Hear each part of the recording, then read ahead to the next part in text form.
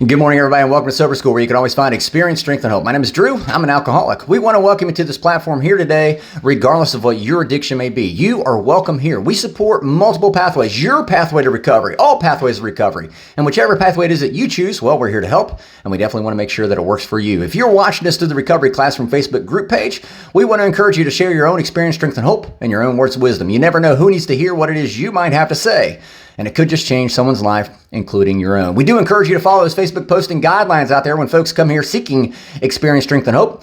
We want them to find it instead of finding someone who just wants their Cash App tag, scam them out of money, or find a date. This is not a dating site. Promise you, the only date I'm worried about is your sobriety date. So there, now that we got that out of the way, let's move on, right? Couple quick announcements. This Friday night, if you're local to the tri-state area, this Friday night we have our very first crosstalk meeting this Friday at 7 at Pea Ridge United Methodist Church here in Barboursville, Huntington area. Encourage you to come on down. These meetings are not like your normal, average, typical meetings. Matter of fact, they're designed to not be your normal, average, typical meetings. Because after all, we're not normal, right? We're just not normal. We're alcoholics and drug addicts. So that's okay. But I encourage you to come on down, check it out. These meetings are just a lot of fun. Just a bunch of drunks and drug addicts sitting around, having coffee, shooting the shit. And then the last thing, I looked this morning and something's going on with the Recovery Classroom. It's really starting to grow exponentially. I want to encourage you today, if there are people in your life that you're friends with on Facebook that you think may have a problem, invite them to the Recovery Classroom. I said it forever. I suffered so many years in silence, but some of my closest friends, some of the people closest to me had no idea I was an alcoholic because I worked so hard to hide it, right? There may be people in your life that are working just as hard to hide their alcoholism, to hide their drug addiction. If you think, even have an inkling of an idea that somebody might need help, invite them to the Recovery Classroom. What's the worst that can happen? They say, yep, nope, not for me. Okay, you did your part. So with that being said, I want to give the shout out to the lady who messaged in the topic for today. And man, I read this yesterday. I was like, holy shit, this is a great topic. And I definitely want to hit on it. Waiting for the other shoe to fall, waiting for the other shoe to drop. And I was like, oh my God. So we're going along in our sobriety and our recovery. We might be, 20 days in, 30 days, 2 months, 6 months, whatever. And it's going good. And we're going, shit, when's the other shoe going to drop, right? When is it going to get tough? So a couple things may be going on. First and foremost, it can be a lot easier for you if you're working an honest program honestly. And what I mean by that is when I first came into the rooms, I said I tried AA, but I wasn't honestly working the program. I wasn't honestly working. I didn't have a sponsor. I didn't try to work the steps. I didn't try to follow the suggestions that people gave to me. So I wasn't honestly working the program. So that may be what you're experiencing. Now that you're working an honest program honestly, hell, you could already be starting to experience some of those 9-step promises coming true before you're even on step 9. I know firsthand because that's exactly what happened to this guy right here.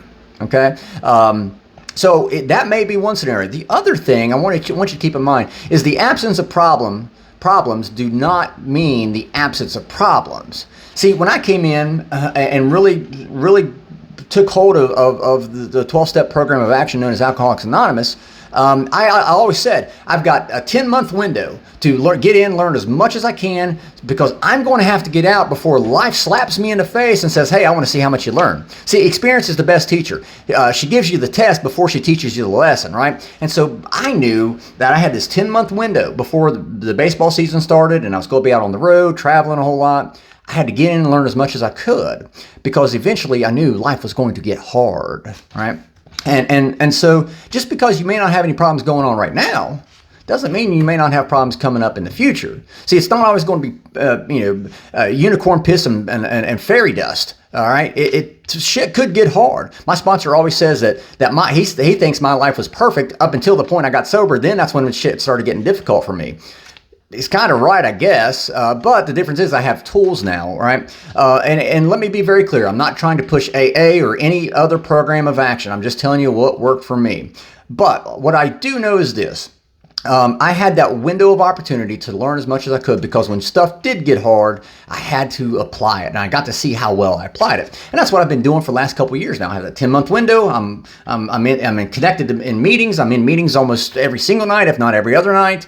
I'm trying to talk to as many people I can about my alcoholism, about drug addiction. I'm trying to learn as much as I can, because I know there's going to come a time when shit's going to get tough. But with that being said, are we most susceptible whenever shit does get tough? Are you more worried about relapsing whenever the shit does get tough? Because I was, and I went back and I thought about it, and I started looking. 9.5 times out of 10, when I relapsed was not when shit was going south. I relapsed when things were going good. See, I picked up my belongings and I moved to the commonwealth of complacency, is what I like to call it. I got complacent. Oh, I've got this. Those 3 terrible words that I hate to hear. Oh, I've got this. I see those words, I hear those words, and I'm like, oh, I've got this. Every time I said, oh, I'm doing good. See, I'm learning. I'm able to do this and do this. I'm good. That's when I always relapsed, and every relapse got worse and worse and worse.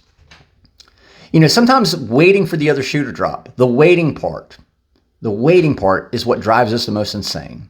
And while things are going good, we're looking over here. We're looking over here for whenever we're waiting for shit to go south, when what's really happening is we're paying attention over here, but over here is where our addiction comes back and says, hey, you know what? You're doing good. You've been 90 days sober. You've been 90 days clean. Sure, you can have just one. No one will have to know. I love that one too. I always loved that lie I told myself. No one has to know. Well, I knew, right? If we're waiting for that other shoe to drop, we're paying attention over here. I don't want you to future trip. Don't get me wrong. Matter of fact, if anything, I just want you to focus on today. That's my only goal, is making it through the end of my day, laying my head down on my pillow tonight, drawing a sober breath. Period. That's it. That's it for me. That's my only goal. I'm not future tripping about tomorrow. I can't control what other people do, say, or think today, tomorrow, the next day, next week. Me worrying and stressing and future tripping is not going to do a damn thing for me.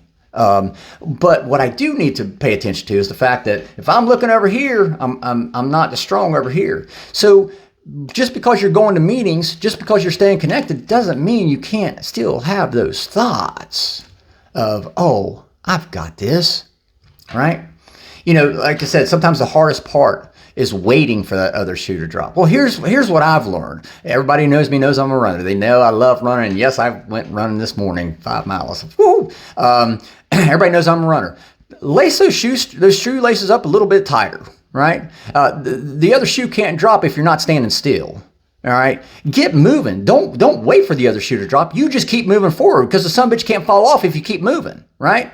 So, and keep this in mind, when shit does go south, if shit does happen, comes up, and you're going, how am I going to deal with this? You're moving forward. You have momentum on your side. So you can go around, under, over, shit. You could go through whatever obstacle pops its ugly head up at you. And then on top of that, you have people behind you, encouraging you, cheering you on, running the race with you, pushing you through. See, the program of action, that's why I always say, get around like-minded people. Find a group of like-minded people and share their experience, strength, and hope. This is a we program. We stay sober, we stay clean, I get drunk. You might get high. This is a we program. So I want to encourage you today. Find a group of like-minded individuals. Find an AA room, an NA room, a JKLMNOP room, whatever room you want to find. Hell, do it at the Waffle House, or, I don't know, the Carl Jr.'s or whatever. Find a group of like-minded people. Stay connected to them. Learn as much as you can while you can, because, again, it's not always going to be rainbows and white picket fences. Things may get hard, and you need to be prepared for that. But don't get complacent either. So, with that being said, I'll let you guys go. Thank you guys for letting me come in and share 5 to 10 minutes of your day with you. You guys, keep me sober, and I couldn't be more appreciative. I know my family appreciates it as well. So if there's a topic you'd like to hear discussed, feel free to drop it down in the Recovery Classroom Facebook group page. You can email me directly, Drew, D-R-E-W, @soberschool.org. We'll take a look at it and see what we can do. We've got a special message tomorrow friend of mine from Texas is going to share some experience, strength, and hope with us tomorrow, and you guys will love it, I think. Maybe. I don't know. So anyway, I'll let you guys go. Hope you guys have a kick-ass Tuesday. Remember, guys, you can't get drunk if you don't take that first drink.